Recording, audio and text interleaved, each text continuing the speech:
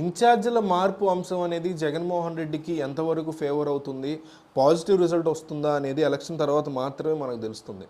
కానీ ఈలోపు మాత్రం కాస్తంత నెగిటివ్ రిజల్ట్స్ డెఫినెట్లీ వైసీపీ పార్టీకి కనిపిస్తున్నాయి.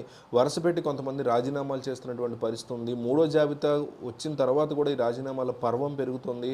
ప్రస్తుతం ఉన్నటువంటి పరిస్థితుల్లో కొంతమంది ఎంపీలు, ఎమ్మెల్యేలు వైసీపీని వీడి తెలుగుదేశంకి చేరుతున్నారు. కొంతమంది రాజకీయంగానే దూరం అవుతూ ఉన్నారు. కొంతమంది కాంగ్రెస్ పార్టీకి వెళ్ళి వైఎస్ షర్మిలతో చేతులు కలుపుతామని చెప్పిన వాళ్ళు కూడా ఉన్నారు. ఇంకా 4వ లిస్టు వైసీపీ వైపు నుంచి రావాల్సి ఉంది.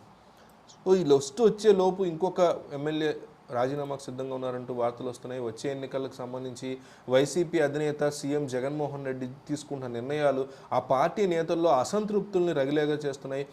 ఏళ్లుగా పార్టీని అంటిపెట్టుకున్నటువంటి నేతలు సైతం జగన్మోహన్ రెడ్డి వైఖరితో వైసీపీని వీడే పరిస్థితుంది. ఈ క్రమంలోనే తిరువూరు ఎమ్మెల్యే రక్షణ నిధి కూడా పార్టీకి రాజీనామా చేసే ఆలోచనలో ఉన్నారు.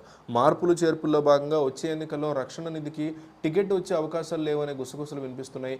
ఒకానొక దశలో సీఎంఓ నుంచి వచ్చే ఫోన్ కాల్స్ కూడా ఆయన అటెంప్ట్ చేయట్లేదనే టాక్ ఉంది.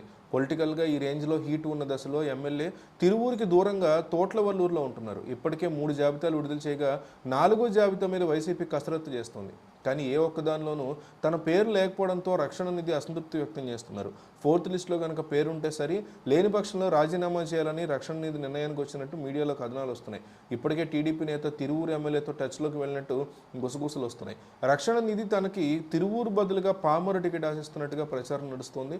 మరోవైపు వైసీపీని వీడొద్దంటూ సీఎం జగన్ సీనియర్ నేతల్ని రక్షణ నిధి వద్దకు పంపిస్తున్నట్టుగా తెలుస్తోంది. YCP regional coordinator Ayodhya Ramireddy, Marri Rajasekhara రెడ్డిలు ఆయన్ని బుజ్జగించేయడం వల్ల బిజీగా ఉన్నారు. అయినా కూడా రక్షణ నిధి మెత్తబడట్లేదు. తిరువూరు నుంచి వరుసగా 2 సార్లు గెలిచి తనకు టికెట్ ఇవ్వకపోవడం ఏంటని వారి ఎమ్మెల్యే ప్రశ్నించినట్టుగా తెలుస్తోంది. వైసీపీలో ఉండాలంటే తిరువూరు టికెట్ ఇవ్వాల్సిందేనని, లేని పక్షంలో మరో పార్టీని చూసుకుంటానని రక్షణ నిధి తేల్చి చెప్పినట్టుగా సమాచారం.